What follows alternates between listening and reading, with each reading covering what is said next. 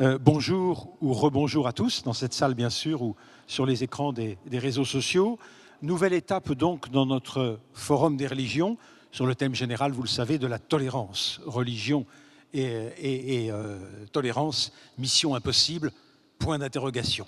Cet après-midi, donc, après le préambule que certains d'entre vous ont suivi autour de l'abbaye et de la prison de Clairvaux, nous allons nous questionner sur le rôle actuel des aumôneries en prison. Alors, je rappelle brièvement le cadre que beaucoup connaissent ici. Dans la France de la séparation, comme dans l'Alsace-Moselle concordataire, le raisonnement est le même. Au fond, il y a des lieux où le citoyen est privé d'une part de sa liberté.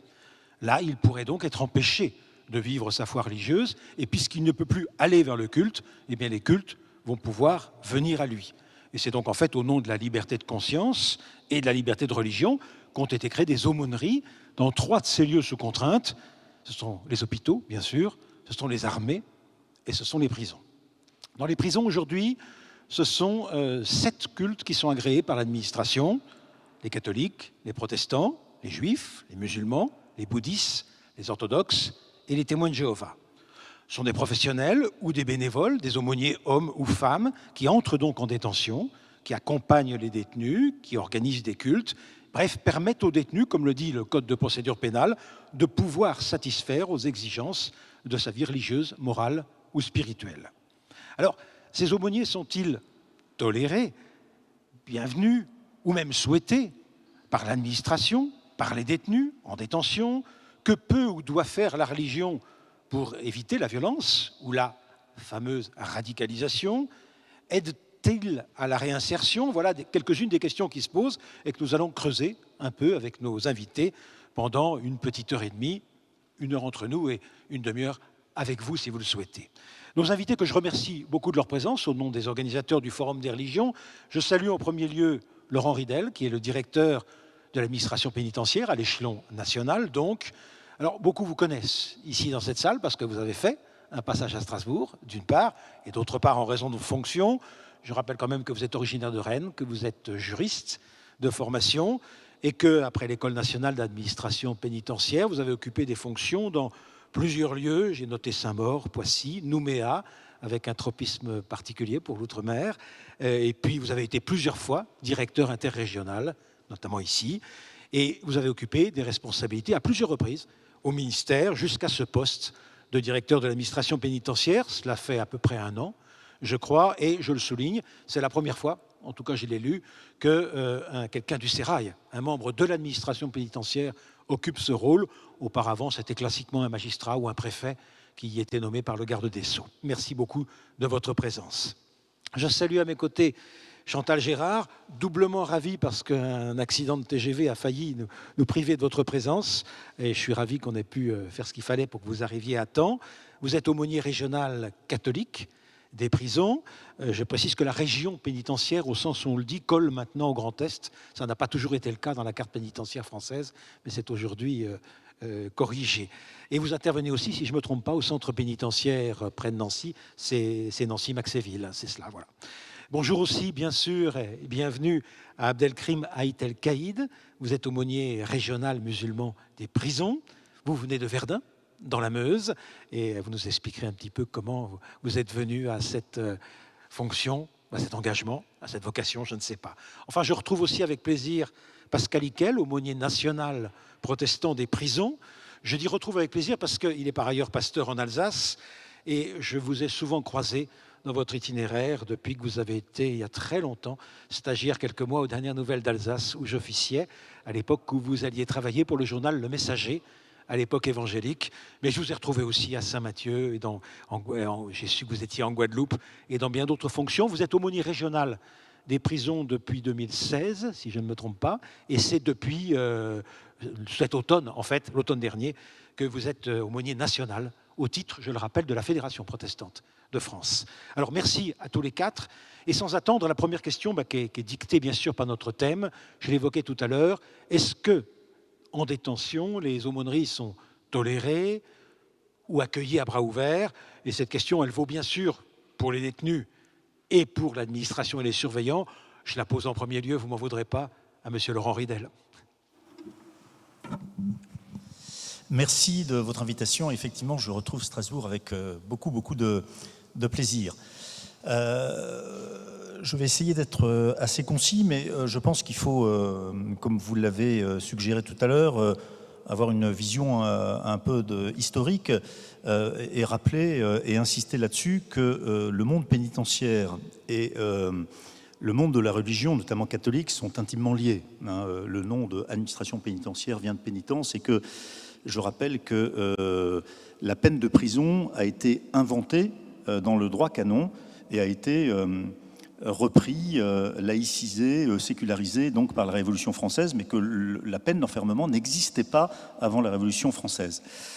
Donc, y compris donc au XIXe siècle, avec cette peine d'emprisonnement de l'État prononcée au nom du peuple français, l'aumônier a un rôle majeur en qualité de facteur de rédemption, de rectification morale. L'aumônier catholique, mais pas que.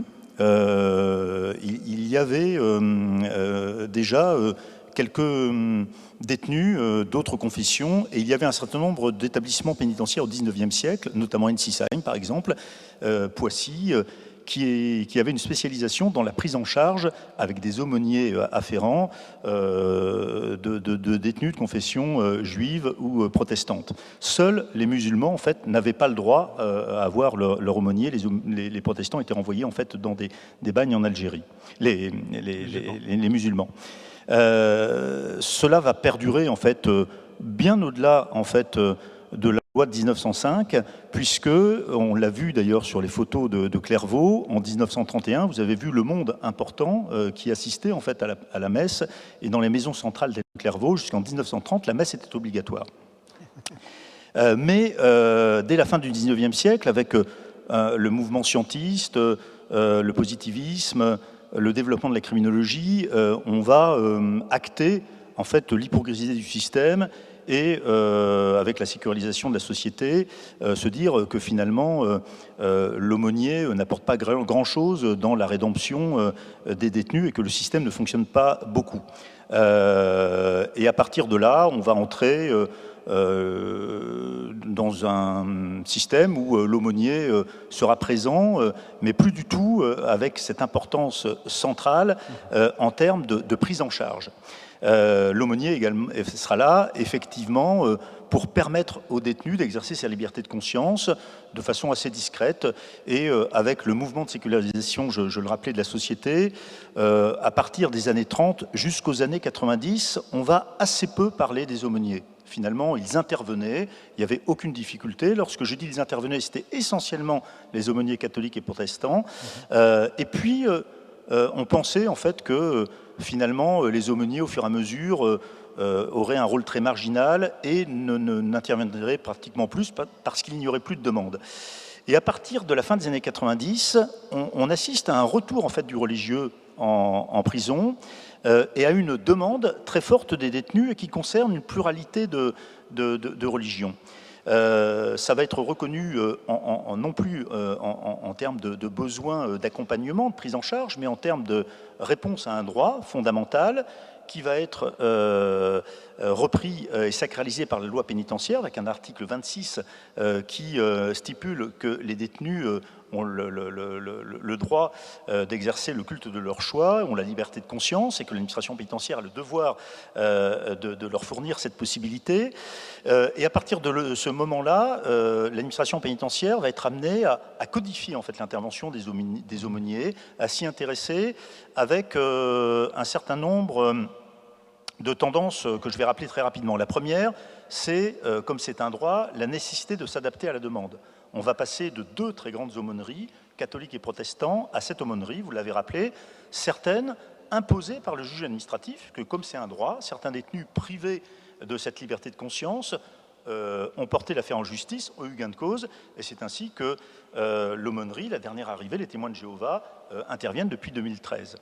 Le deuxième axe, c'est donc, au-delà de cette diversification, de cette richesse des aumôneries, c'est la nécessité de rééquilibrer. Alors vous le savez, en France, on ne fait pas de statistiques à dimension religieuse, mais on a dans nos prisons une population d'origine, ou en tout cas de culture arabo-musulmane importante, et pour différentes raisons, notamment historiques, nous avions très peu d'offres de culte musulman. Donc il a fallu, sans pénaliser les autres cultes historiques, faire ce travail de rattrapage. Et donc nous avons très fortement renforcé, on pourra en parler avec monsieur, les aumôniers musulmans. Et puis le troisième axe qui s'est imposé au cours des années 2000, c'est d'assurer et de mieux former nos agents, puisque si on a assisté à un retour du religieux en fait en détention, on s'aperçoit que globalement nos surveillants ont plutôt un rapport très éloigné aux religieux. Ils font partie d'une société qui est très sécularisée, qui est très matérialiste, et qui ne font pas vraiment de différence de nature entre ce droit très particulier qui est le droit au culte, le droit à la religion, le droit à la liberté de conscience, et d'autres droits plus matériels. Ils n'hésiteront pas à rentrer par exemple dans une cellule alors qu'un détenu est en train de prier pour faire un contrôle de barodage. Ils pourront faire une fouille un peu vigoureuse d'un lieu de culte, sans penser que c'est un lieu qui se respecte un peu plus, qui a un peu plus de sacré que d'autres lieux. Donc il faut qu'on acculture ces jeunes surveillants à ce respect du sacré, et puis également qu'on leur intègre un certain nombre de mesures de formation liées à la laïcité, et à une laïcité qui n'est pas une laïcité de combat, mais une laïcité de coexistence pacifique. Le dernier élément, et les aumôniers jouent un rôle là-dedans, c'est un élément de protection. L'administration pénitentiaire doit protéger en fait les convictions et la conscience de chacun. Et là, je fais référence à la radicalisation. La prison peut être un lieu de radicalisation. Ça n'est pas le principal, contrairement à ce que l'on dit, ça n'est pas l'unique lieu de radicalisation, mais il y a cette possibilité. Et donc, il nous faut, nous, administration pénitentiaire, avec le soutien des aumôniers, faire en sorte que, autant que possible, les lieux de détention soient préservés de ce prosélytisme actif et de cette radicalisation violente. Enfin, pour terminer, moi je dirais que par rapport à d'autres institutions, peut-être est-ce dû à l'histoire, mais il y a une coexistence qui est très pacifique, qui est très œcuménique d'une certaine manière, et qui est très constructive entre le monde administratif et ces différentes religions. Et il y a également, je trouve, et c'est un petit miracle, entre guillemets, pardonnez-moi ce jeu de mots, une coexistence, y compris entre détenus, qui est assez exemplaire, y compris dans les moments les plus difficiles, les plus délicats de notre histoire. Merci, je me tourne vers Chantal Gérard. Avant d'être aumônier régional catholique pénitentiaire, on rentre dans une prison et on commence à être aumônier de base, j'imagine. De cette expérience-là et de celle que vous avez maintenant, qu'est-ce que vous pensez par rapport à ma question d'origine? Toléré, accueilli, avec enthousiasme en détention? Comment l'avez-vous ressenti? On est toléré et bien accueilli en prison, puisque en même temps, je crois qu'on participe un petit peu à l'apaisement. Nous venons de l'extérieur, nous rencontrons des détenus, et pour eux, nous ne sommes pas juges, pas avocats, pas surveillants. Et de ce fait-là, on est quelqu'un qui vient de l'extérieur, qui apporte un regard de l'extérieur à l'intérieur, et de même qu'on peut apporter ce regard de l'intérieur vers l'extérieur. Alors très concrètement, quand on vous signale les détenus qui souhaitent la présence d'un aumônier catholique, dans votre cas, comment ça se passe? Dites-nous un petit peu comment tout à coup se prépare la rencontre avec un détenu. Alors déjà, il faut savoir que si on nous le signale, c'est parce qu'en général, quand la personne rentre en détention, elle est informée par l'administration pénitentiaire qu'ils ont droit au culte de leur choix. Alors, ils peuvent aussi s'inscrire à plusieurs cultes, hein. Il faut le savoir. Hein. Ouais. Et donc, on nous le signale, et on va à la rencontre, tout simplement en disant, ben voilà, vous avez demandé la visite d'un aumônier, Il faut savoir aussi que jusque, hélas, 2 ans, puisqu'il y a le Covid, les aumôneries, les aumôniers, nous entrons en cellule. Nous allons rencontrer le détenu dans leur cellule. Et ça, c'est très important. Bon, nous en souffrons, et eux aussi d'ailleurs depuis 2 ans, mais ça va bientôt se remettre en route. Voilà. Donc nous allons les rencontrer et on s'invite chez eux en leur disant, ben voilà, j'allais dire on frappe à la porte. C'est une façon de parler en détention. Façon de parler, mais nous avons la clé. Ce sont des tête-à-tête. Les Oui. cellules sont rarement individuelles. Vous me posez la question pour moi. Personnellement, j'ai eu la chance d'aller dans un bâtiment qui était la détention, et donc c'est des cellules individuelles. Donc j'ai toujours rencontré les détenus en tête-à-tête, en cellules individuelles. Alors il y a ça, puis il y a aussi le collectif du culte, par exemple. Comment ça s'organise? Alors, nous leur proposons, donc quand on va les voir, on leur explique ce que fait l'aumônerie. Bon, pour nous catholiques, mais pour les cultes protestants, c'est pareil, et musulmans, c'est pareil. On leur explique ce que nous faisons en cellule. Donc, il y a des aumôneries qui ont organisé et qui organisent des groupes de lecture biblique, de recherche, de prière. Et puis, il y a le culte. Le culte se fait où? Dans une salle. Bon, l'établissement de Nancy-Maxéville est neuf, si je puis dire. Enfin, neuf, il a maintenant 12 ans, 14 ans, mais dans une salle qui est dédiée au culte, à tous les cultes. C'est-à-dire que se succèdent les célébrations de Se différents cultes. succèdent, oui, on s'organise avec l'ensemble des cultes pour utiliser cette salle au moment... Est-ce qu'il vous est arrivé de vous faire, excusez le mot, mais rembarrer par un détenu qui considérait que ce n'était pas ce qu'il espérait? J'imagine qu'en détention, toutes les occasions de rencontrer quelqu'un sont bonnes. Oui. Et que parfois, ce n'est pas vraiment une demande d'aumônerie. Non, je ne me suis jamais fait rembarrer. Si, une fois, parce que le détenu, il était encore au lit à 15 heures. Donc il m'a dit que, bon, j'allais pas déranger de sa sieste. Mais ce n'était pas sur le fond. Mais jamais sur le fond. Au contraire, ils sont très demandeurs. C'est pour moi, eux... Enfin, les détenus ont différentes étapes. Quand on rentre en prison, on découvre ce que c'est, on se demande ce qui se passe, il faut apprendre à comprendre et voilà. Sa nouvelle vie. Oui. Sa nouvelle vie. Ensuite, il y a toute l'attente. Hein, ils sont donc prévenus, mais il y a l'attente du procès. Et ça, les besoins qu'ils nous renvoient sont différents de celui qui, après, a été jugé et sait comment il peut reconstruire sa vie. Il y a des différentes étapes qui sont importantes.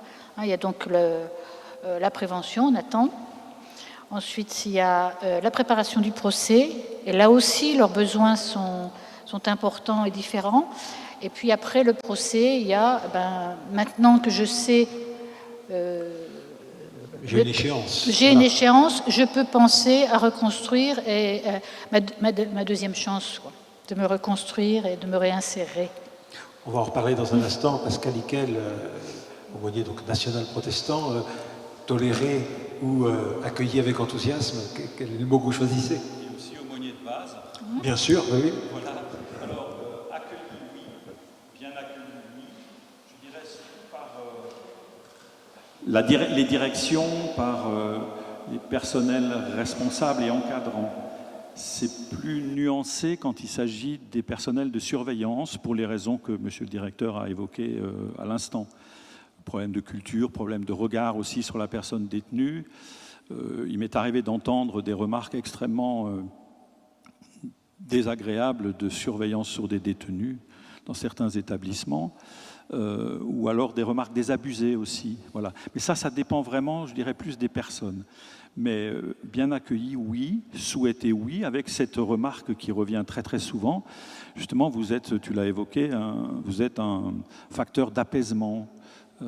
Voilà, on peut dire ça comme ça. Donc bien accueilli, mais après il y a des Alors ce qu'on peut dire aussi, c'est que je sais qu'à Strasbourg, à un moment donné, je ne dis pas que c'est encore le cas aujourd'hui, mais à un moment donné, les détenus de certains quartiers nous disaient il y a le culte ou la messe dimanche. Ah oui, mais si c'est cette équipe-là, on ne sera pas là. Oui, ça arrive aussi à l'extérieur. Voilà. Que représente l'aumônerie nationale protestante? Parce que bon, ce sont les deux plus anciennes aumôneries, monsieur le directeur le disait à l'instant, mais c'est quand même une église des minorités en l'occurrence, que les différentes églises de la fédération, sans vous demander forcément des chiffres, mais qu'est-ce que ça représente dans les établissements? Est-ce qu'il y a des, entre guillemets, des nids à protestants dans certains établissements? Alors oui, il y a des établissements où il y a plus de demandes pour recevoir des aumôniers protestants, on va le dire comme ça. C'est 330 aumôniers à peu près, l'aumônerie protestante, répartis à peu près dans tous les établissements. Alors, dans les établissements petits, il y a parfois évidemment qu'un seul aumônier. Dans des établissements plus importants, en fonction des quartiers, il y a plusieurs aumôniers, hommes et femmes. Alors, chez les protestants, c'est 50% de pasteurs et 50% de personnes laïques. Et c'est à peu près, je pense, une dizaine de pourcents, une quinzaine de pourcents d'aumôniers femmes. Ça s'explique d'abord parce que la majorité des détenus sont plutôt des hommes, et parce que ce n'est pas toujours évident pour des femmes d'aller en détention homme, je veux dire, par rapport à elles. Donc voilà, c'est la raison pour laquelle. Ce n'est pas une raison, qu'est-ce qu'on va dire, de doctrine ou de croyance. Voilà. C'est juste une raison j'allais dire, de fonctionnement de l'aumônerie. Voilà. Comment s'organisent chez vous les célébrations collectives, des cultes très réguliers dans ces salles où on se succède en fait? Alors, d'abord on a la visite en cellule, comme Chantal vient de le dire, qui représente une part extrêmement importante du ministère, du travail qui est fait. Ensuite, il y a les réunions de groupe, donc soit partage biblique, soit groupe de parole.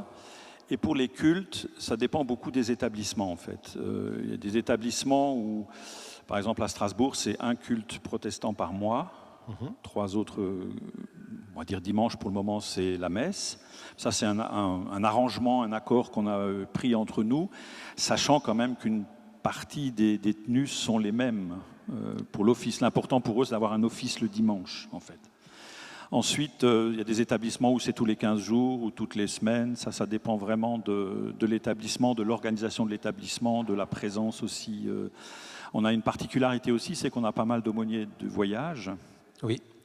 Et donc pas mal de détenus issus du monde du voyage, donc de la mission de Tsigane, Vie et Lumière, voilà, qui en certains endroits sont très très nombreux.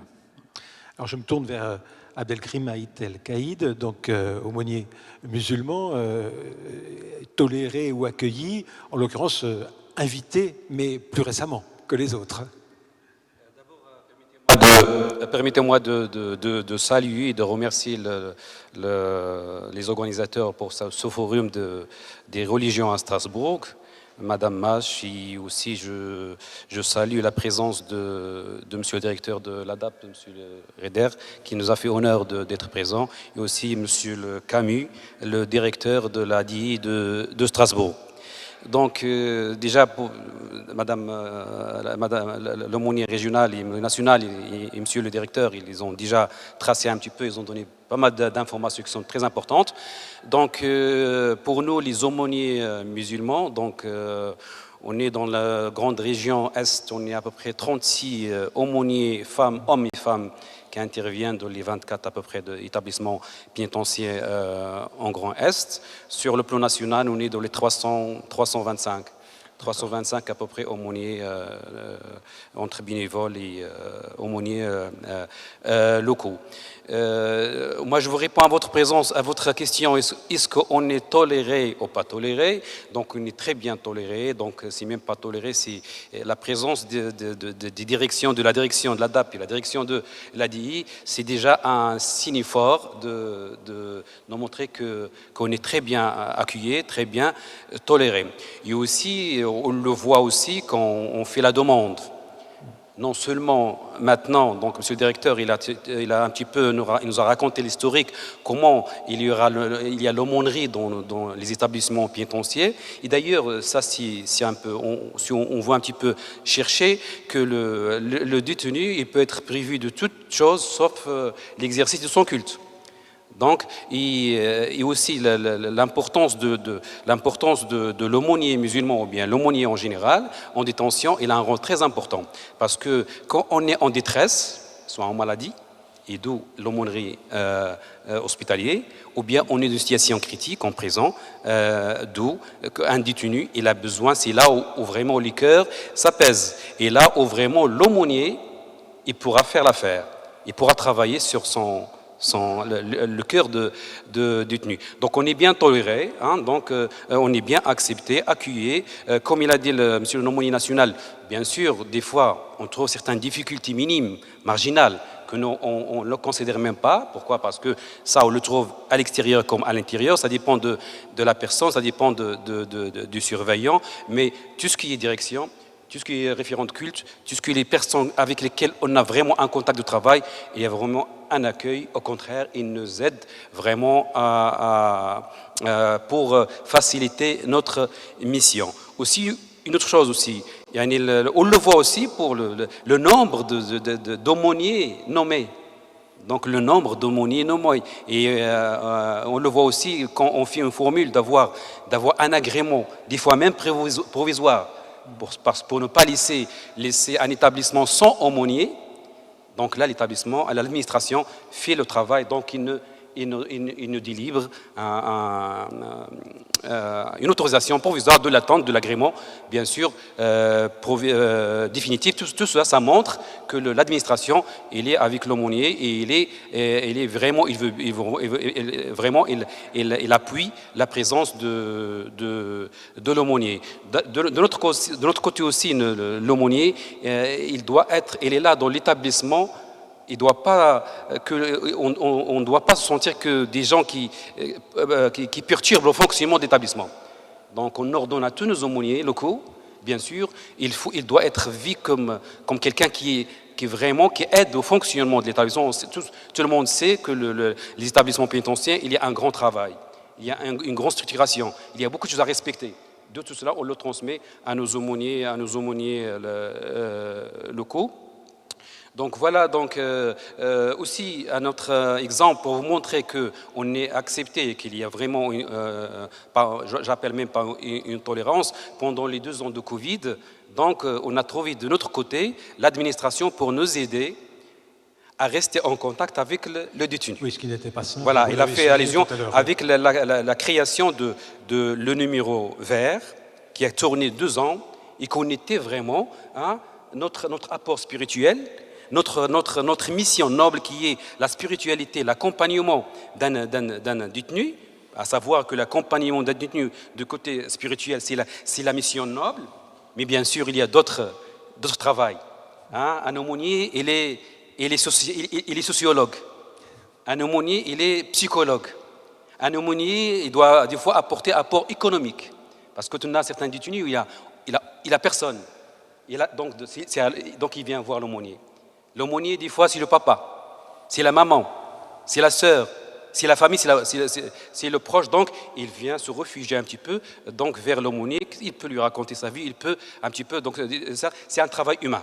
C'est un travail humain. Donc, pour résumer, pour nous, on ne ressent pas un problème au niveau de la tolérance. C'est très bien toléré et il n'y a aucun problème. Tout à l'heure, dans l'entretien avec Gérard Bereux, on évoquait les événements dramatiques de Clairvaux à plusieurs périodes. Les mutineries dans les prisons sont un des signes de la violence latente qui existe en détention, qui est parfaitement compréhensible, mais qui est là et qu'il faut gérer d'une certaine façon. Dans cet accueil des aumôneries, est-ce qu'il n'y a pas aussi le souci de faire comprendre à un certain nombre de détenus que la violence n'est certainement pas la meilleure conseillère en détention, comme nulle part ailleurs d'ailleurs, mais dans des conditions très particulières qui sont celles de la détention. Bref, est-ce qu'on attend, quel est le rapport entre les aumôneries et puis l'ordre, souhaité par l'administration bien entendu, la violence latente dans les rapports humains, notamment quand hommes et femmes sont enfermés. Je ne sais pas, Chantal Gérard, vous avez peut-être là-dessus de l'expérience.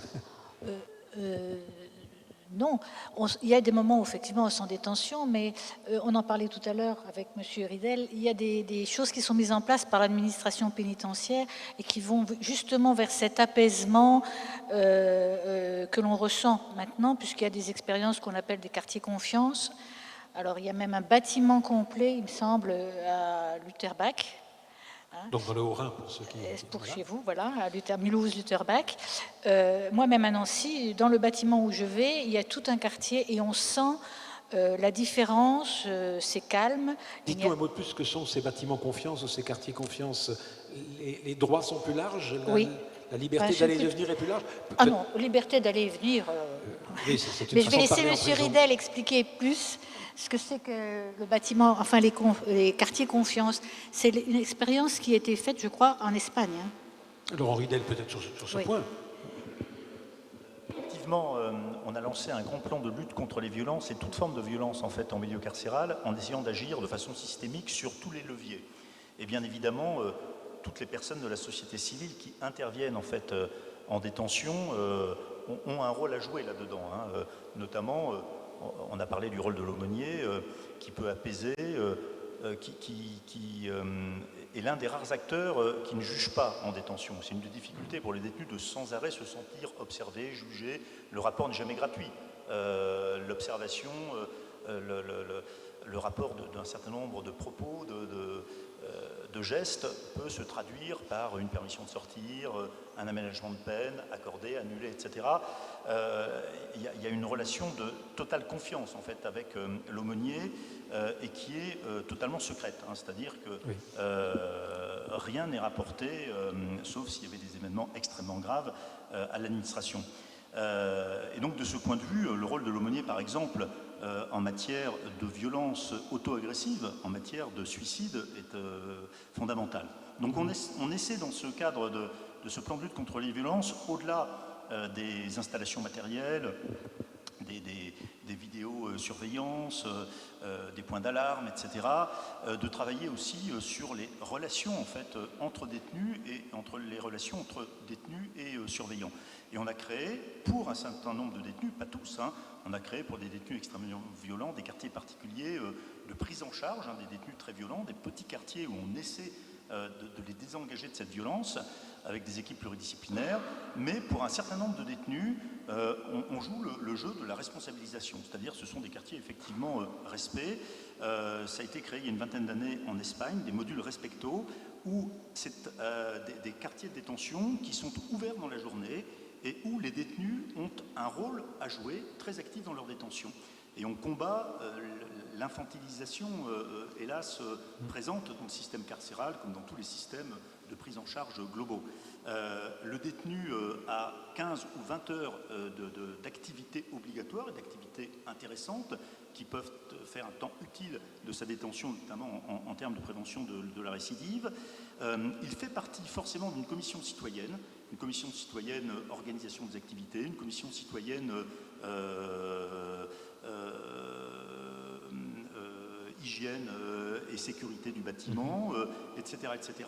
Et il peut donc circuler dans un cercle limité, mais avec les portes de cellules ouvertes. Il peut aller en sport, il peut aller à la bibliothèque, il peut se rendre dans la cellule d'un co-détenu, etc. Et les portes ne sont fermées que la nuit. Mais ce sont des modules qui sont extrêmement exigeants, puisque à la moindre incartade, violence, découverte d'un téléphone portable, infraction disciplinaire, la personne est exclue en fait du dispositif. Elle peut y revenir 3 mois après, il y a toujours un droit à l'erreur et à l'oubli, mais donc ce sont des modules qui sont, contrairement à ce que l'on pense, extrêmement exigeants et qui changent totalement en fait les relations et l'ambiance qu'il y a dans ces quartiers. On y voit des surveillants et des personnels qui y ont des relations apaisées, alors avec cette distance professionnelle nécessaire, il ne s'agit pas de faire copain-copain, mais avec un respect, d'où le rôle de respecto, de part et d'autre. Et ce sont des systèmes qui fonctionnent bien, que l'on va faire labelliser en fait, par des organismes extérieurs et que l'on va généraliser en fait, à l'ensemble des détentions en le couplant en fait, à un autre dispositif qui est le dispositif du surveillant acteur pour que le surveillant ait une responsabilité beaucoup plus importante auprès du détenu et sorte du rôle qu'on lui assigne à tort, mais ce rôle de porte-clé, parce que le surveillant, on parlait tout à l'heure, il est psychologue, il est sociologue, il est aussi le père qui rappelle à l'ordre, il est tout ça, c'est un métier extrêmement difficile et compliqué. Merci de ces précisions. Excusez-moi, on s'est coupé dans notre raisonnement, mais il était important que cet éclairage-là, ça donnait. Donc vous parliez de l'ambiance de ces quartiers particuliers. Mais quand on n'est pas là, comment aussi l'aumônier peut-il contribuer à apaiser la violence qui est dans la tête de quelqu'un? L'écoute. L'écoute. on est là déjà pour les écouter. Et ils savent très bien que ce qu'ils vont nous dire, tout simplement, c'est entre nous. Bien sûr, si on relève qu'il y a une souffrance importante et un risque important... Vous pouvez signaler. Bien sûr, voilà. Mais l'écoute. Ils peuvent nous parler, comme je vous disais tout à l'heure, on n'est pas leur juge, on n'est pas leur avocat, on n'est pas surveillant, on n'est pas... voilà, on vient de l'extérieur et on les écoute. Et ils sont reconnus pour ce qu'ils sont. Pascal Ickel, dans votre expérience et celle de vos collègues, vous confirmez? C'est extrêmement important. Et puis alors après aussi, de temps en temps, sort une expression de violence ou de désir de violence. Et là, dans l'écoute, il y a alors un accompagnement et un travail qu'on peut commencer justement sur les impasses de la violence, par exemple. Et puis je pense que l'autre aspect où on a parfois, où on peut jouer un rôle important, c'est dans les groupes de parole, où à plusieurs sortent des choses, où des violences s'expriment, où des risques de violence s'expriment, et où on peut faire là aussi un travail collectif de déconstruction de la violence, enfin des chemins qui mènent à la violence. Alors c'est long, et on ne fait pas des miracles tous les jours, mais pour revenir à l'écoute va rester le facteur essentiel, et c'est là où se permet un apaisement, où peuvent se dire des choses, des colères, des frustrations. Bon, après, il y a le récit de vie que fait le détenu ou pas, et qui là va désamorcer, ou peut désamorcer, ou en tout cas apaiser la personne détenue. Abdelkrim Aïtakaïd, il y a un mot qui doit vous lasser, mais que je pense vous entendez chaque fois que vous êtes à un micro, c'est celui de radicalisation. Exactement. C'est la forme religieuse de la violence. Quand on vous envoie ce mot, qu'est-ce que vous répondez? Vraiment, c'est un mot qui vraiment qui nous choque vraiment, qui malheureusement il y a toujours, on fait le lien avec ce mot-là et la religion, qui est vraiment loin de cette radicalisation. Vous avez parlé de la violence, il y a un lien. Il y a un lien entre la violence, malheureusement, on constate que ça augmente, hein, mais comme ils ont dit les aumôniers, quand même pour les détenus, quel que soit, même s'il est violent, il y a un respect. Ils respectent l'aumônier. Il respecte l'imam, il respecte l'agent de la religion. Moi-même, je reçois des détenus qui ne sont pas musulmans. Je le reçois, ils viennent assister à nos assises, à nos prières, les assises à nos cours qu'on donne, jusqu'à ce qu'une fois j'avais posé une question à un détenu, je pose la question, pourquoi tu viens donc chez moi, tu viens chez le... Pourquoi donc est-ce que tu te trouves, tu es en train de se chercher? Il m'a répondu comme ça cette réponse et ça restait gravé. Ça fait maintenant plus que 10 ans. Hein. Il m'a dit, moi là où il y a de la lumière, j'y vais. Comme quoi donc les gens là, quel que soit. Aux différents sens du mot lumière, voilà. Ça reste religieux. Voilà, il m'a dit là où il y a de la lumière, j'y vais. Donc voilà, c'est des gens qu'on doit écouter. Et qu'on doit aussi essayer d'atténuer cette violence qui est en eux. Et chercher aussi d'où ça vient cette violence. Quand je disais au départ que l'aumônier, il y a le côté spirituel, le côté de culte, il y a aussi le côté de social, il y a le côté beaucoup. Maintenant, il y a les binômes de soutien qui nous aident aussi dans ce sens, les psychologues et les éducateurs, dans ce sens aussi. Et je disais aussi que la radicalisation, donc nous, quoique, donc il a dit, monsieur le directeur tout à l'heure, on l'entend, mais c'est pas la réalité, hein, des fois, hein, c'est pas la réalité. Il y a des gens qui sont radicaux, mais est-ce que vraiment radicaux? Il y a des gens qui sont pas radicaux. C'est des gens qu'on appelle des fauteurs de troubles. Et surtout, c'est des gens aussi qui ont un fond psy. Et d'ailleurs, il nous aide beaucoup dans ce sens des formations qu'il fait. La prochaine formation, c'est une formation qui est intitulée l'accompagnement des détenus, hein, des détenus qui ont cette pathologie psychologique ou pathologique, des maladies mentaux, quoi. Donc voilà, donc nous, c'est la prévention. Et la solution pour la violence et pour la radicalisation, c'est dans la religion même. est-ce qu'il ne peut pas arriver parfois que, et je renvoie la question aux autres cultes bien sûr, que des détenus vous disent la religion dont tu me parles, c'est pas la mienne. Exactement, on a des cas isolés, bien sûr. Il y a des cas isolés, et bien sûr, c'est les cas un petit peu qu'on a repérés, bien sûr, parce que nous, pendant nos prêches et pendant bien sûr, tout de suite, on repère les gens comme ça qui sont un petit peu contre notre... Ils ont une autre idéologie. Ils ont une idéologie qui est fausse. Et c'est dans le rôle de l'aumônier de travailler, parce que pour nous, c'est des victimes. Il faut travailler pour la démolition, la déconstruction de cette idéologie. C'est une idéologie, ils ne l'ont pas appris derrière un imam, hein. Ils ne l'ont pas appris derrière, dans une mosquée. Hein. Ils l'ont appris dans les réseaux sociaux, sur l'Internet, tout ça et tout ça. Donc, on sait, tout le monde maintenant, dans le temps, on croyait que les gens comme ça, ils sont sortis, s'ils sont sortis des mosquées ou bien ils sont sortis derrière les imams. Maintenant, on a cette réalité, cette vérité, que ça ne vient pas de l'islam même, mais c'est une compréhension fausse, vraiment fausse, de cette religion islamique. Nous, on a des outils. On a constitué ce qu'on appelle la kissa outils pour l'aumônier.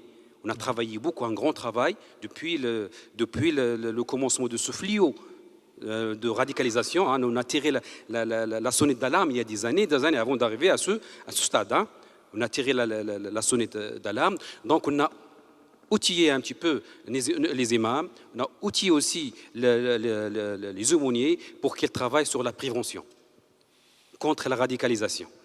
Et quand il y aura lieu, donc il y a d'autres outils pour un petit peu essayer de la démolition, c'est le contre-discours.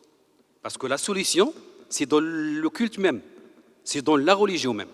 Qui peut donner d'autres réponses. Exactement, c'est l'interprétation. Montrer qu'il y a une autre façon d'interpréter c'est que l'interprétation, la compréhension, faire comprendre à ce jeune, pour moi qui des fois c'est une victime d'une idéologie, c'est une victime parce qu'il est tombé dans les mains de certaines personnes qui l'ont un petit peu bourré la tête avec ces informations qui sont fausses, ces interprétations qui sont fausses, donc il faut essayer de le récupérer.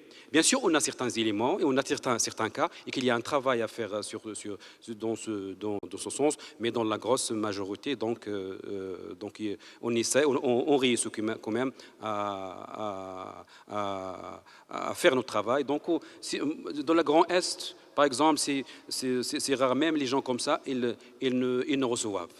Même les gens qui sont vraiment comme ça, ils acceptent votre présence. Leur présence. Et après, des fois, on n'est pas... le courant passe ou il ne passe pas, bien voilà, sûr. Mais nous, on n'est pas désespérés. On est toujours prêt à dialoguer, on est toujours prêt pour essayer un petit peu de leur montrer, les mettre sur le vrai islam, quoi. Parce que, comme je dis, malheureusement, ils mettent ça sur le dos d'une religion qui n'a rien à voir. On est en train de parler déjà de l'itinéraire personnel des détenus et de leur évolution. Vous disiez tout à l'heure la date importante qui est celle de l'après-procès. À partir du moment où on a une échéance, on sait pour combien de temps. En principe, on est là, tant qu'il peut être réduit ensuite. Et puis, c'est l'objectif commun de l'administration n'est pas seulement d'enfermer les gens, mais d'espérer que la sortie se fasse le mieux possible. Monsieur Ridel, est-ce que vous pouvez nous dire qu'est-ce que pèsent les aumôneries dans ce chemin de vie d'hommes et de femmes en prison? Je pense qu'il y a des échecs, qu'il y a des réussites. Pascal Ickel, par exemple, est-ce que depuis, ça fait un certain nombre d'années que vous êtes aumônier en prison, il y a des moments où on a l'impression de brasser du vent ou pas, ou il y a des moments où on est très heureux de voir un homme, une femme un peu plus debout qu'il n'était? Il y a les deux. J'imagine. Il y a les deux. Il y a des personnes détenues qui cheminent. Alors certains, on va dire, redécouvrent leur foi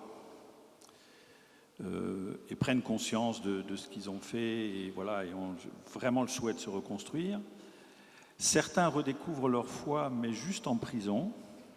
C'est-à-dire qu'au moment où ils vont sortir, l'expérience montre que ils retrouvent une vie comme elle était un peu avant. Alors je ne dis pas par rapport à ce qui les a amenés en prison, mais voilà, peut-être retrouvent une distance. Avec le même éloignement de la religion que la plupart de nos contemporains. Parfois, vous évoquez l'image brasser du vent. Je ne pense pas qu'on brasse du vent, mais pour certains, l'important c'est d'avoir quelqu'un qui est là, à qui je peux parler. Ça ne veut pas forcément dire qu'il va changer, évoluer dans ses convictions, dans ses convictions. C'est simplement, il y a une présence qui permet de traverser ou d'avancer dans ce temps. ce temps de la détention. Alors moi j'ai le souvenir, c'était aux Antilles, d'une personne détenue qui avait fait un bout de chemin, qu'on a retrouvé à la sortie par d'autres biais, et puis qui à un moment donné avec laquelle on a complètement perdu le contact.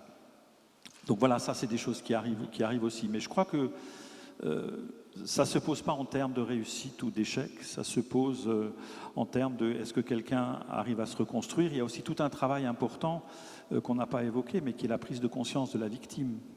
Oui.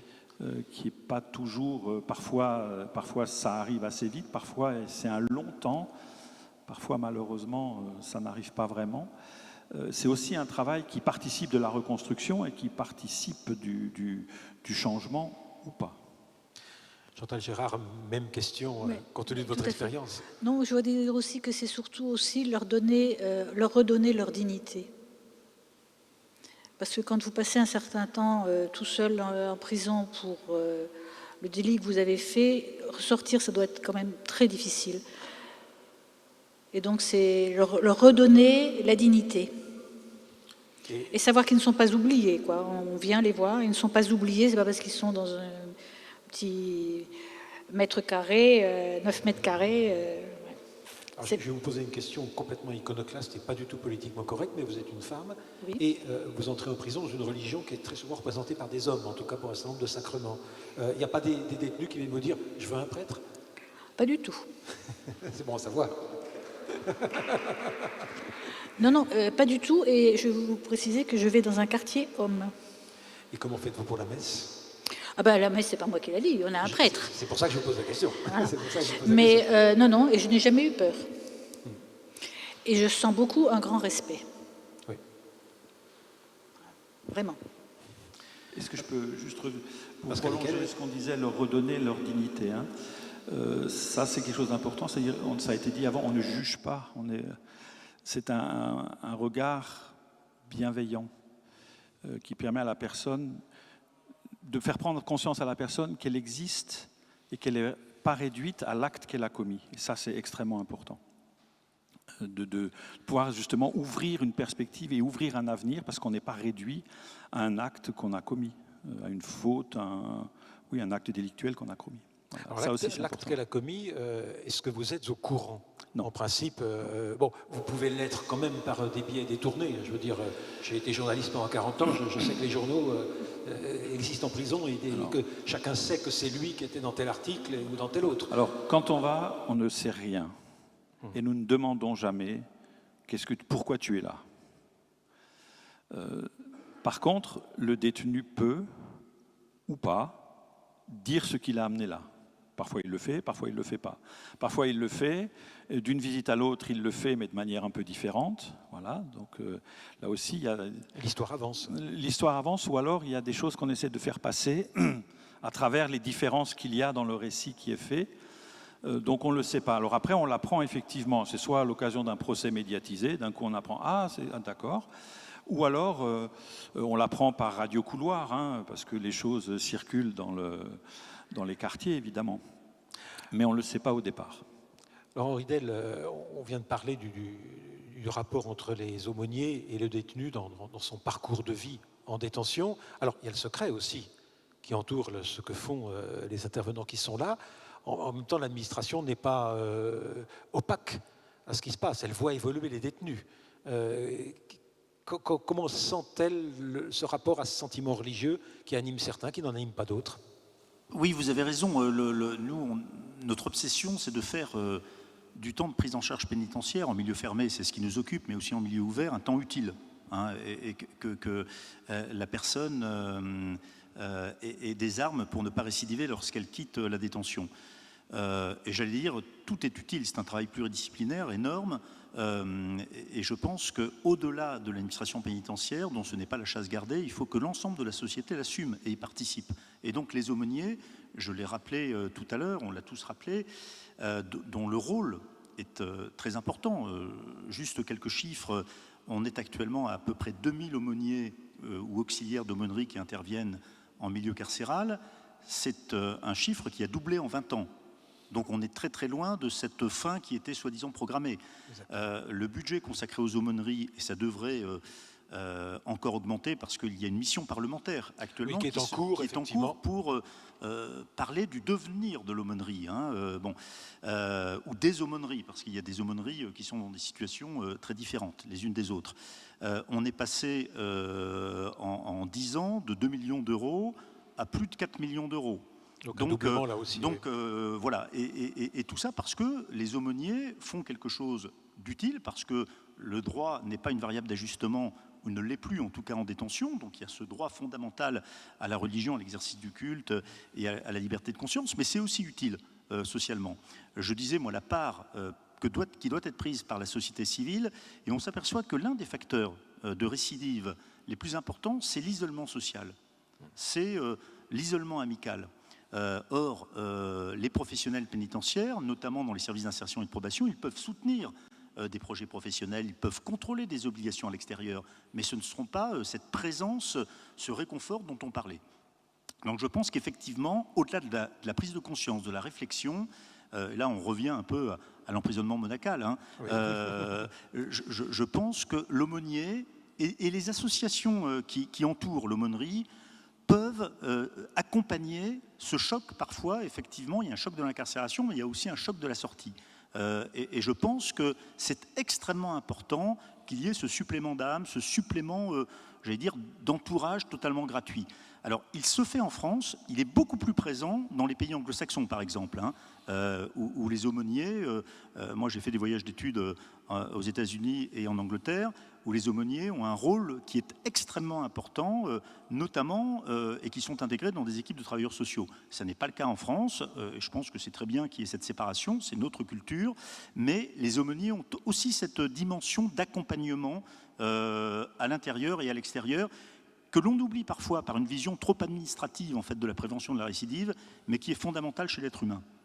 Alors, 2000 aumôniers quand même qui interviennent dans des lieux de détention, c'est quasiment la population entrante, j'imagine, avec les avocats, presque la plus importante.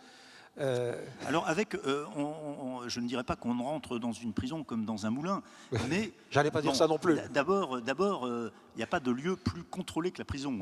Les parlementaires et les élus le savent ici, ils peuvent entrer jour et nuit, y compris les parlementaires européens, donc à Strasbourg. Les bâtonniers, maintenant, depuis une loi très récente, et puis des entrepreneurs pour faire travailler les détenus, des avocats, des magistrats, des enseignants. Nous avons plus de 2000 enseignants qui viennent tous les jours.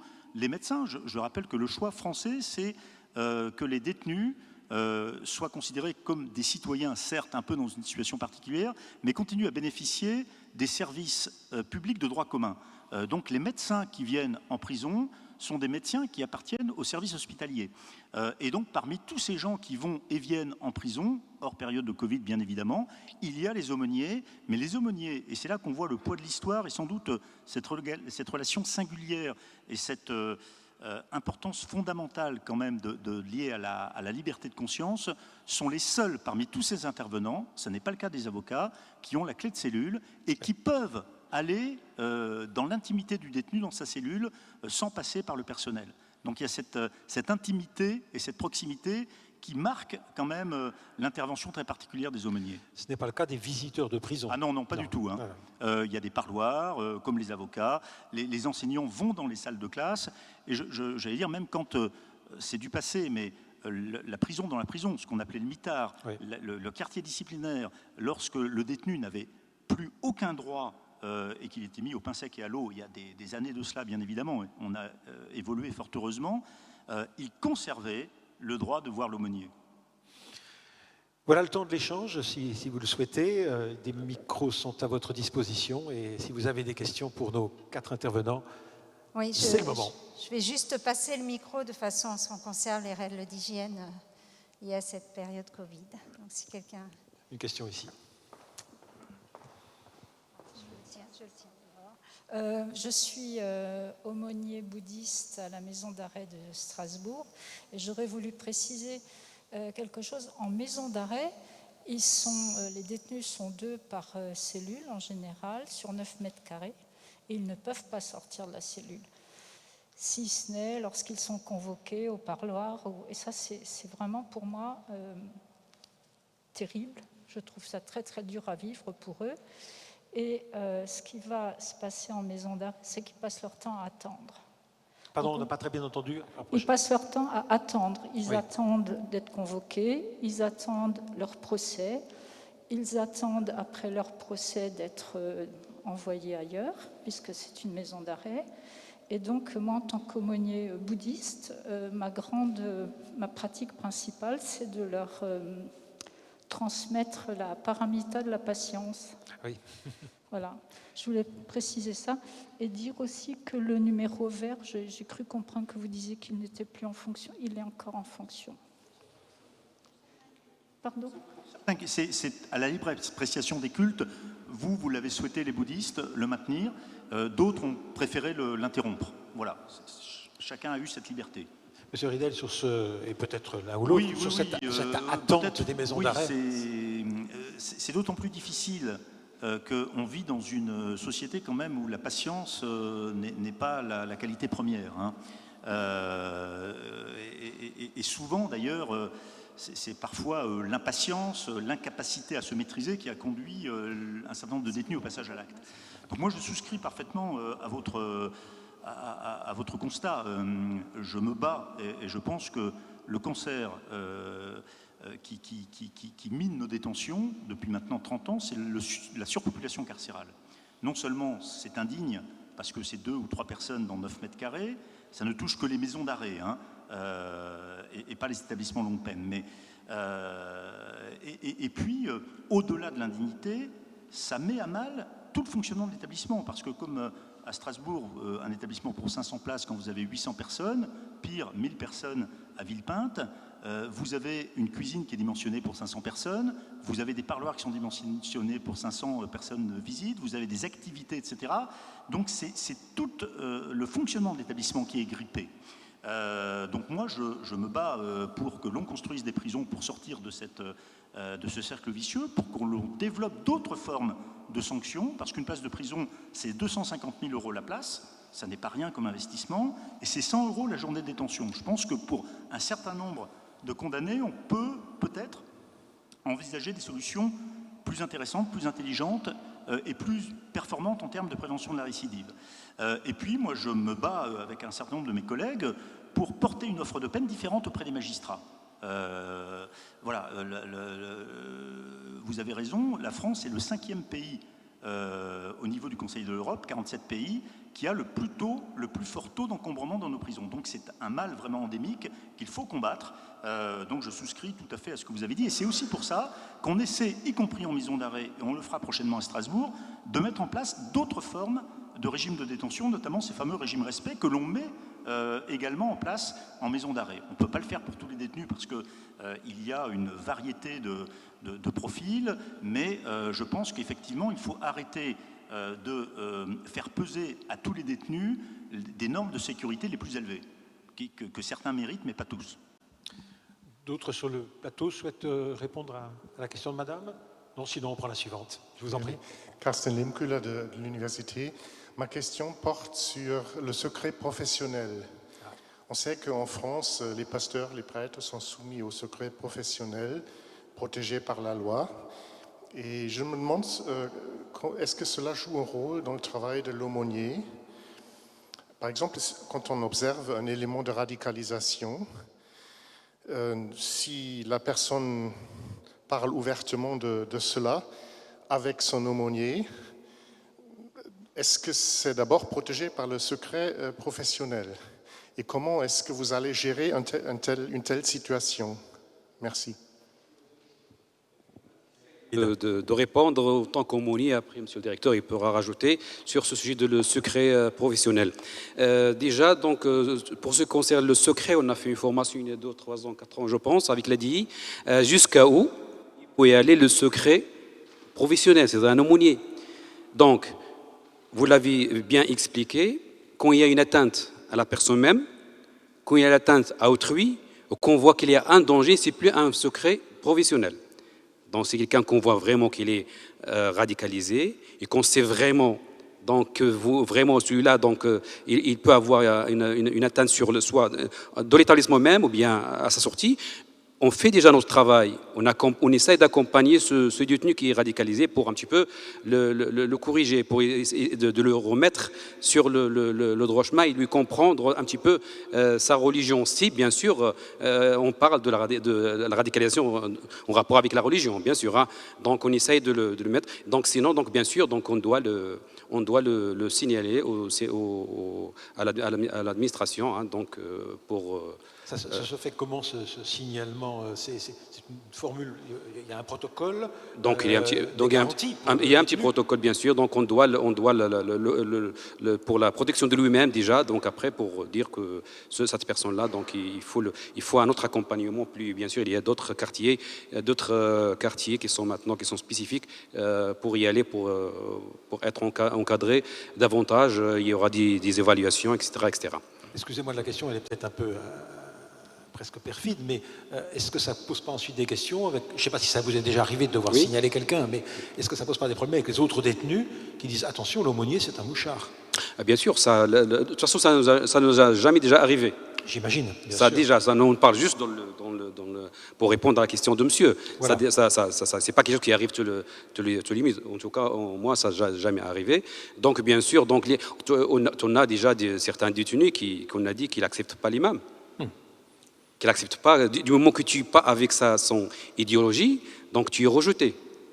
Vous voyez un petit peu. C'est sur cela qu'on doit faire vraiment l'effort. C'est sur cela qu'on doit faire l'effort et qu'on doit un petit peu les aborder en individuel et essayer un petit peu d'accentuer l'effort pour essayer de les sortir de cet entraînement. Mais ce qu'on a remarqué, ces personnes, ces détenus, dans la quasi-majorité un petit peu, ils ont un fond psychologique. Donc, ils ont un fond psychologique. Donc, le travail doit être fait de la part de l'aumônier et aussi de d'autres services compétents. Peut-être sur ce point, oui. D'abord, rappelez qu'il y a vraiment un secret qui est absolu. Hein, c'est-à-dire que l'aumônier écrit sous pli fermé. Hein, c'est-à-dire qu'il y a normalement un contrôle des correspondances en détention. L'aumônier fait partie de ceux dont on n'ouvre pas les lettres. Hein, en revanche, ce secret n'est pas absolu. Hein. C'est comme à l'extérieur. Il y a eu un certain nombre de débats. Vous vous souvenez de la polémique avec le ministre de l'Intérieur. Avec le secret de la confession, bien entendu. Voilà. Donc il y a des moments où ce secret de la confession, ou ce secret religieux est levé parce qu'il y a des impératifs supérieurs. Bon, donc on est dans le même cas de figure. Et c'est exactement la même chose avec le secret médical et le risque suicidaire. On a les mêmes débats avec les médecins. La situation, je pense, est beaucoup plus constructive et beaucoup plus apaisée avec les aumôniers qu'elle ne peut l'être avec certains médecins. Hein, moi, je n'ai jamais vu de conflit. Les choses se font.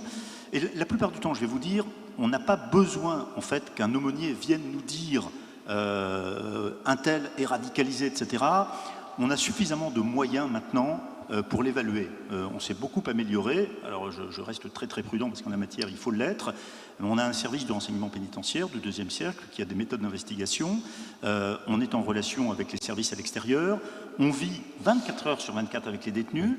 Et on peut, avec l'aumônier, mais dans le secret, en fait, dans le respect du secret, lever des doutes.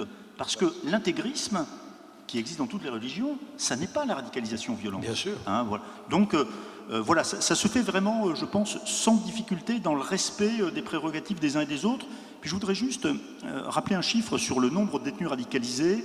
À l'heure actuelle, nous avons 600 détenus radicalisés sur 70 000 détenus radicalisés de droit commun, c'est-à-dire des détenus qui sont là pour une autre affaire qu'une affaire de terrorisme, 600. Et nous avons actuellement 430 détenus qui sont incarcérés pour une affaire judiciaire de terroristes en lien avec l'islam radical. Voilà, on ramène...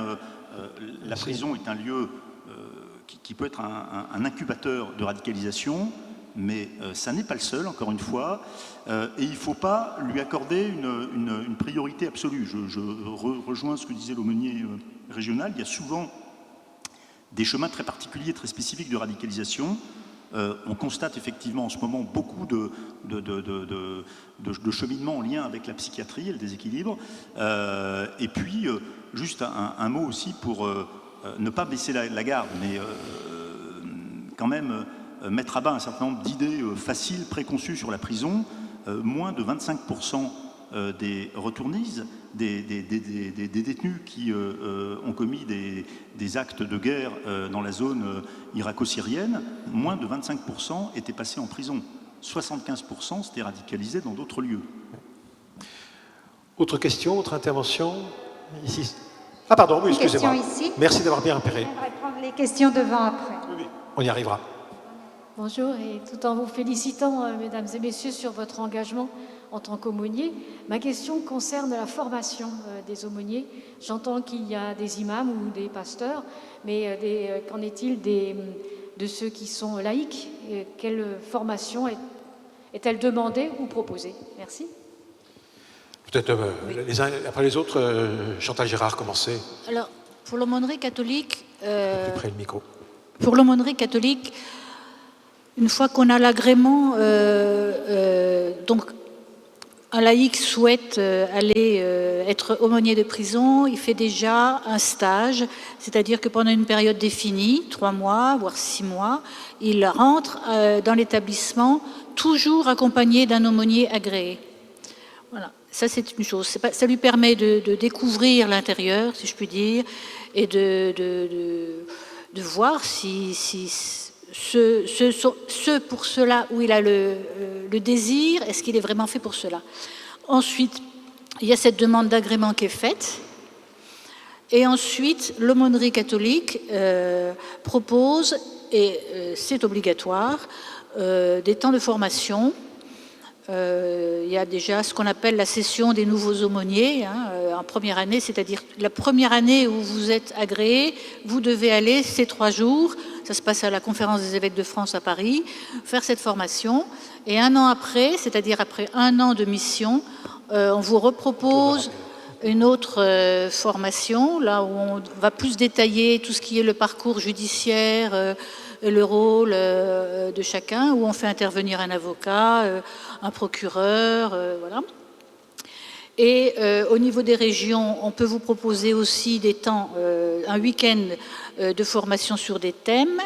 On a la chance d'être dans le Grand Est et l'ADI du Grand Est propose tous les ans des formations. Je pense que j'ai vu forcément le formateur par là, avec des sujets très précis. Vous voyez, on a eu l'entretien individuel, on a eu la fraternité, la violence, voilà.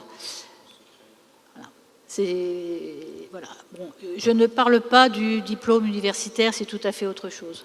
Oui, je pense que donc chaque culte y prend sa part et en même temps l'administration en prend aussi sa part. C'est ça qui est important. Pascal Ickel, oui. Pour l'aumônerie protestante, les choses se passent de la manière suivante. Quelqu'un souhaite être aumônier, il est reçu par une commission régionale qui va déjà faire ce travail d'essayer de discerner si la personne, voilà, les capacités, la solidité de la personne et de la motivation surtout. Ce n'est pas tellement la personne, mais la motivation. Partant de là, on lui propose, alors soit c'est quelqu'un qui a déjà été une fois ou l'autre en détention, donc si c'est quelqu'un qui n'a jamais été en prison, on lui propose d'accompagner un aumônier 1 ou 2 fois pour aller déjà voir le milieu carcéral, pour savoir comment on réagit quand on entend le bruit de la clé, quand on se retrouve derrière une grille qui est fermée et dont on n'a pas la maîtrise, je parle dans les couloirs. Voilà. Ensuite, la deuxième étape, c'est une formation, alors pour les protestants universitaires, c'est un diplôme universitaire qui est fait ici à la faculté de théologie de Strasbourg, formation qui est reconnue, je pense par le ministère de l'Intérieur et le ministère de la Justice, parce qu'on y a intégré les demandes qui étaient faites.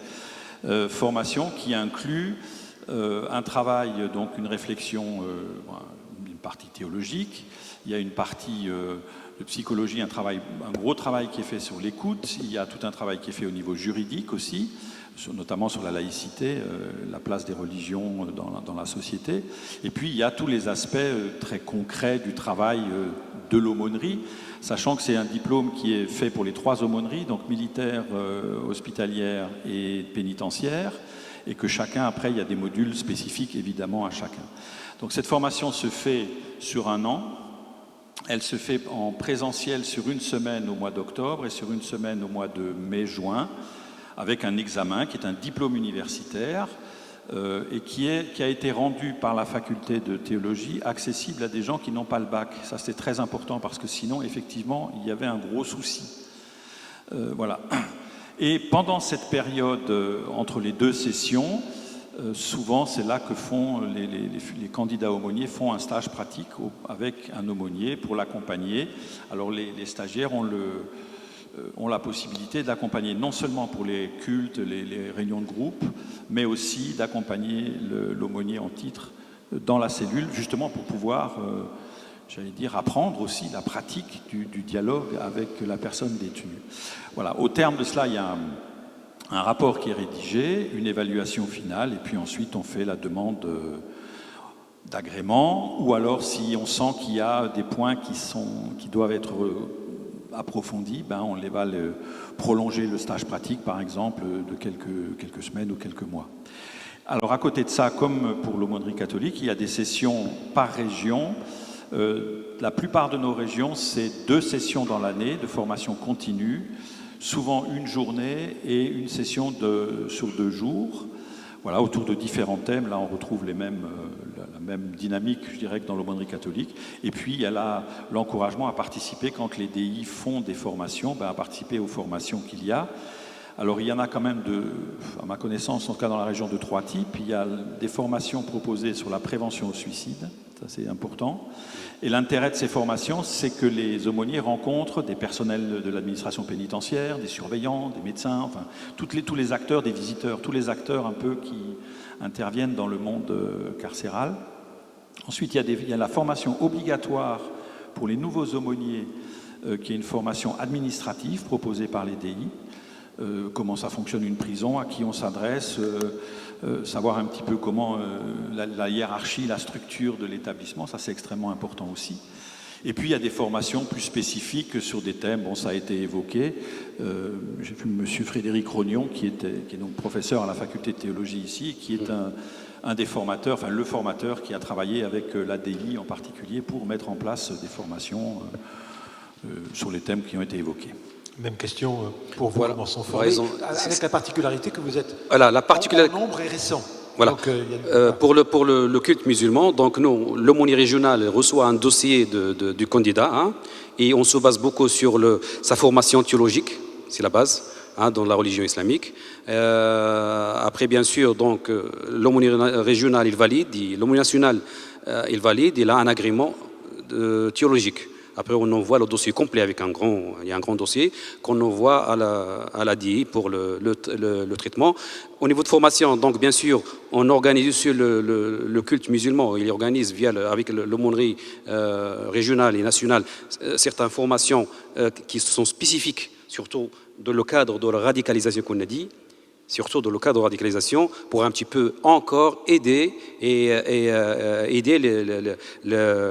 les aumôniers pour lutter contre ce flux de radicalisation. Et en général, les aumôniers, ils sont soit des imams déjà, donc ils sont déjà dans le milieu, c'est des imams, ou bien des gens qui ont des formations théologiques.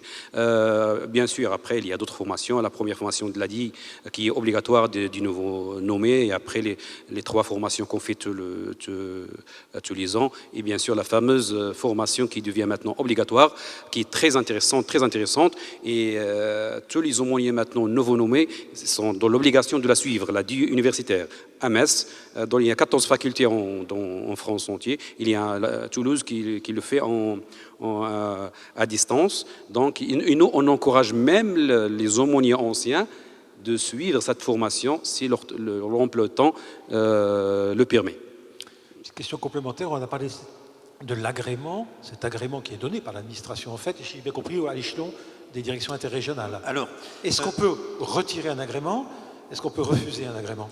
Oui, alors on concilie le principe de laïcité et puis le fonctionnement administratif, c'est-à-dire que c'est toujours l'autorité religieuse qui propose le nom, que ce soit au niveau local, au niveau régional ou au niveau national. Ensuite, l'administration en fait instruit le dossier et généralement c'est une enquête en fait préfectorale. Bon, et dans 98% des cas, il n'y a pas de difficulté. La plus grosse difficulté, c'est de recevoir l'enquête. parce que les services préfectoraux sont Prennent un certain débordés. temps. Voilà. Et donc c'est pour ça que quand on peut délivrer des agréments provisoires, il ne faut pas être bureaucratique. Ce qu'on citait tout à l'heure, oui. Et donc quand on n'agrée pas, on reçoit la personne et on lui explique pourquoi, sans entrer dans le détail, parce que parfois on ne l'a pas, mais on peut effectivement retirer un agrément ou à la demande en fait de l'autorité religieuse culte, oui. qui dit non, je n'ai plus confiance pour telle raison, etc. Nous n'avons pas principe de laïcité à demander de compte, même si on trouvait l'aumônier très performant et très sympathique. Oui, on le retire de la liste. On le voilà. retire. Et nous, on peut toujours en le motivant et selon une procédure contradictoire, c'est-à-dire qu'on reçoit la personne, on lui explique, elle peut le contester devant le tribunal administratif lorsqu'il y a généralement un manquement en fait aux obligations liées à la détention. Un aumônier, c'est extrêmement rare, mais un aumônier est un être humain, comme nous tous, qui trafique des portables en détention. C'est une hypothèse d'école. Effectivement, on lui retirera l'agrément, on lui expliquera, etc. C'est assez rare. Autre question? Oui, Jean-Marc Dupeux, j'ai été aumônier national protestant et j'ai quitté il y a une dizaine d'années, mais je vois que ça bouge énormément, cette aumônerie. Depuis que je suis en Alsace, je m'occupe pas mal de relations interreligieuses et j'avais une question un peu pour Monsieur Ridel sur l'espace de l'aumônerie et notamment l'espace dans les prisons nouvelles qu'on construit dans cette dimension à la fois d'aumônerie mais aussi interreligieuse, puisqu'on voit que les religions se multiplient et qu'il y a une chose qui est sûre, c'est qu'il faut un espace pour l'entretien individuel. Et là, on n'a peut-être pas assez entendu que le travail de l'aumônier dans des cellules où il y a 3 personnes pour faire un entretien confidentiel, voilà, je ne dis pas plus. Comment on voit ça dans les plans de construction? Et puis pareil pour les espaces de prière. Collectif, oui. Comment est-ce qu'on fait? Comment est-ce qu'on entre dans une dimension où si on fait des nouvelles prisons, d'abord on fait des espaces suffisants pour qu'on puisse être assez nombreux pour prier, et puis ensuite qu'on puisse peut-être utiliser justement ces espaces en leur donnant un caractère qui peut s'adapter aux besoins religieux de chacun et donc à la manière tolérante de vivre l'interreligieux qui est une nécessité pour aujourd'hui. Qu'en est-il des prisons nouvelles? Monsieur Ridel. Effectivement, pour pratiquer sa religion, il faut, ou c'est préférable en tout cas, un aumônier, un représentant du culte, mais il faut aussi un lieu de rassemblement et de culte et de prière. Donc dans les établissements anciens, on fait avec ce que l'on a. Il y a des endroits où c'est relativement, on a vu à Clairvaux, c'est notre héritage relativement satisfaisant. D'autres endroits où ça n'est absolument pas le cas, mais on ne peut pas pousser les murs. Dans les établissements nouveaux, on essaie, à minima, qu'il y ait une salle polycultuelle, justement par ce souci en fait d'interreligion et de dialogue entre les aumôniers. Généralement, ça ne pose pas de difficulté. Il y a de très belles salles, me semble-t-il. Là où il faudrait sans doute que l'on progresse, parce qu'effectivement, on est passé très rapidement de 2 religions principales, 3 à 7. Et on n'a pas, nous, à prioriser. Là aussi, il y a un principe de laïcité, d'égalité, d'équité. Il faut qu'on intègre plus dans ces salles polycultuelles un espace personnalisé pour chaque culte, pour qu'un aumônier puisse ranger ses affaires, etc.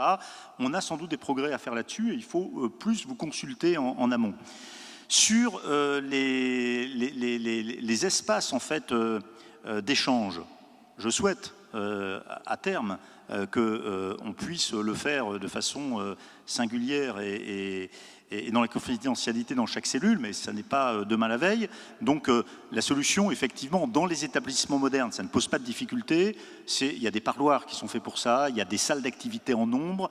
En revanche, dans des établissements, par exemple, beaucoup plus vétustes et anciens comme Fresnes, on a de grosses difficultés, puisque même nos conseillers d'insertion et de probation, qui sont des fonctionnaires, n'ont pas de bureau dédié. Mais c'est une question, effectivement, l'intendance ne doit pas suivre, on doit la préparer. À moins que sur ce point, Pascal Ickel, oui.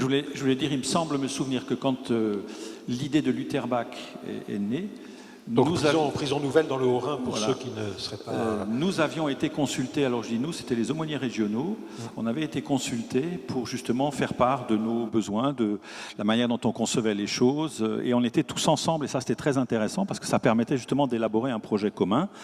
Après, l'administration nous a dit aussi, ben, ça c'est maintenant ce qu'on dit là, il y aura les réalités aussi architecturales, d'espace, mais quand même c'est intéressant comme démarche, parce que c'est ensemble qu'on pouvait construire le projet d'une salle. Et je ne sais pas pour Strasbourg, mais il me semble que là aussi il y avait eu une consultation, puisque Strasbourg a construit un espace, un vrai espace polycultuel, voilà, ouais, qui est neutre, voilà, qui est accessible à tous les cultes. Oui. Éclairer un petit peu pour notre aumônier national concernant les entretiens individuels, même dans les petites structures, le petit établissement qu'il a dit le monsieur le directeur, on ne fait pas l'entretien, bien sûr, en présence de 3 ou 4 détenus. Il y aura toujours moyen d'aller dans un bureau, hein, ou bien le lieu de culte pour faire l'entretien individuel avec le détenu concerné. D'autres questions? Je surveille l'heure, mais ça va encore. Allez-y. Bonjour et merci à vous. Je m'interroge justement sur ce forum des religions. Le thème principal, c'est la tolérance. Or, pour ma part, la tolérance, ça passe par la connaissance de l'autre. Et j'aimerais concrètement savoir ce que les aumôniers en prison font pour transmettre justement cette connaissance de l'autre. Et concrètement, en fait, c'est qu'est-ce qu'ils font pour travailler à une forme d'œcuménisme. Ou d'interreligieux, oui. Ou d'interreligieux. En fait, ça vient effectivement en complément de la question qui a été posée par monsieur précédemment, mais là, c'est moins d'un point de vue organisationnel que sur une rencontre en fait de cœur à cœur qui, moi, me semble être fondamentale pour lutter justement contre les dérives radicales. Cette question, on va entendre les aumôniers. Moi, je pourrais vous répondre que déjà, le détenu, quand il rentre, a le choix et il peut s'inscrire à plusieurs cultes. C'est souvent le cas d'ailleurs avec l'aumônerie protestante et l'aumônerie catholique. Ce sont deux aumôneries, bon, nous, on est les plus anciens peut-être et on travaille depuis longtemps ensemble, mais il y a vraiment un travail en commun entre les aumôniers protestants et les aumôniers catholiques. Il y a des célébrations qui sont parfois en commune. Je vais vous donner un tout petit détail, une anecdote, on va dire. Dans un petit établissement du Grand Est, il y a eu des difficultés pour la messe de Noël.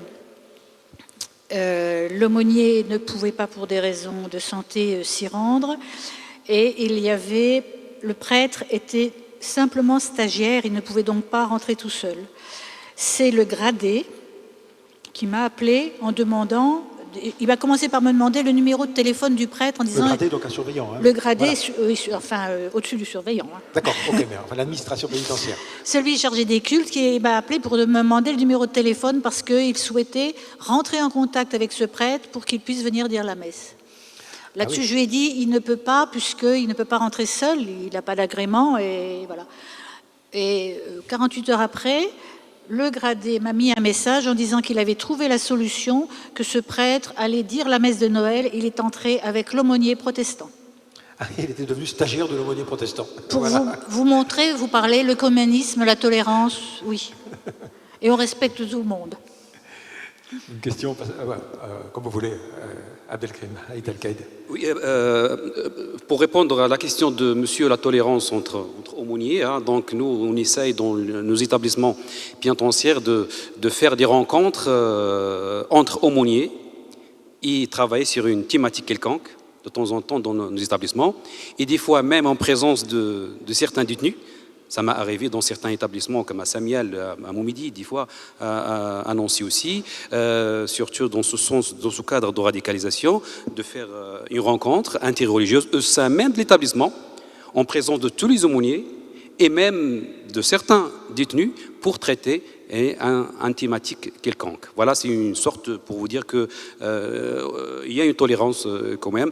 Aussi, ça nous arrive des fois que dans certains établissements, qu'il n'y a pas l'aumônier musulman qui est absent, et que des fois, il y a certains aumôniers protestants catholiques qui nous appellent parce que il y a le détenu, il a été le voir et cherchait l'aumônier musulman qui est absent.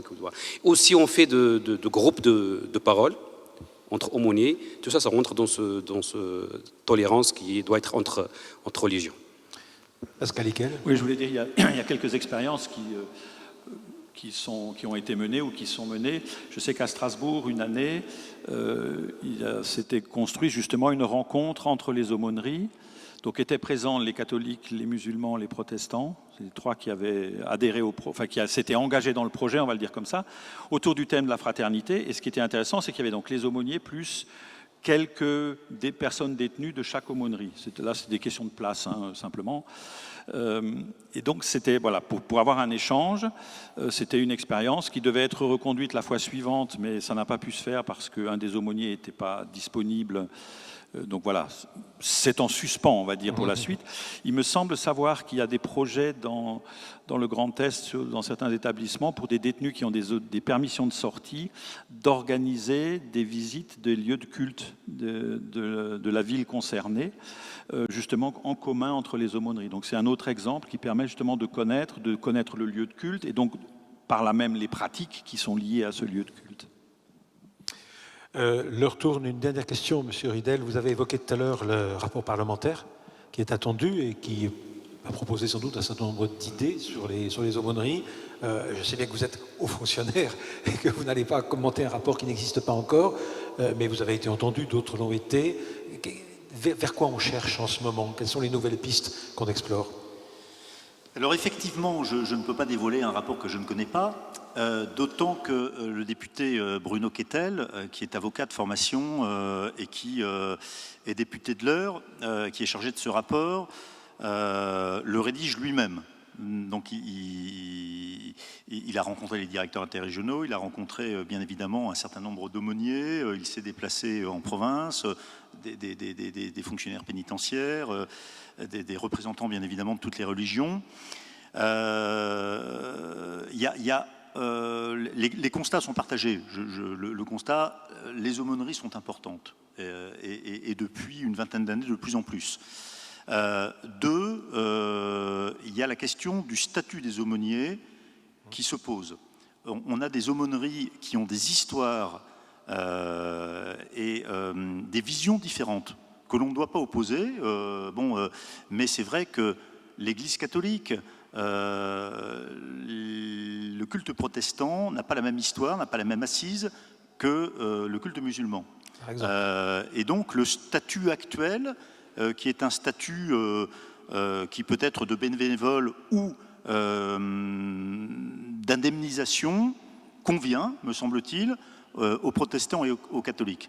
C'est beaucoup plus compliqué pour les musulmans qui n'ont pas une structuration à l'identique, qui ont affaire à des jeunes imams qui ont besoin de vivre. Il y a un besoin important d'intervention d'imams en détention, et c'est vrai qu'il y a une modicité des émoluments qui peut poser difficulté à la nécessaire professionnalisation.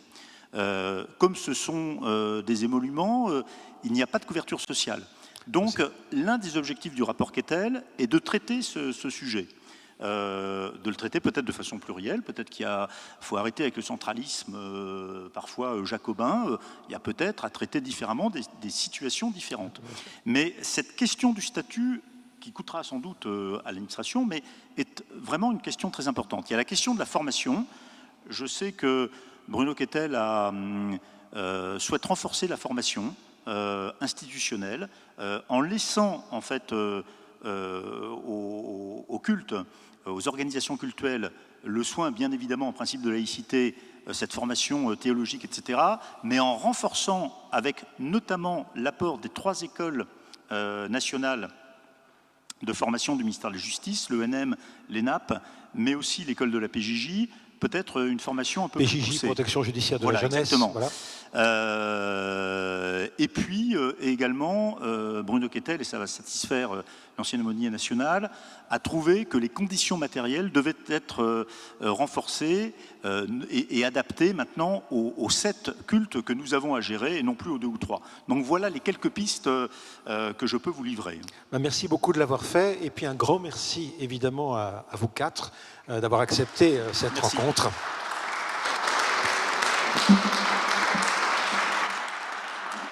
Et je cède la parole à Sacha Marche pour qu'il va nous donner les prochains rendez-vous du Forum des religions. Merci beaucoup. Je voulais juste vous informer du fait que ces tables rondes, celle de Clairvaux et celle qui vient d'avoir lieu, ont été filmées, qu'elles ont été diffusées en direct et que vous pourrez les retrouver en replay sur les sites des partenaires, des collectivités partenaires. Donc, j'imagine, je ne sais pas, je parle sous le couvert de ma collègue Leïla, mais d'ici une bonne semaine à peu près. Donc, merci infiniment d'avoir été avec nous.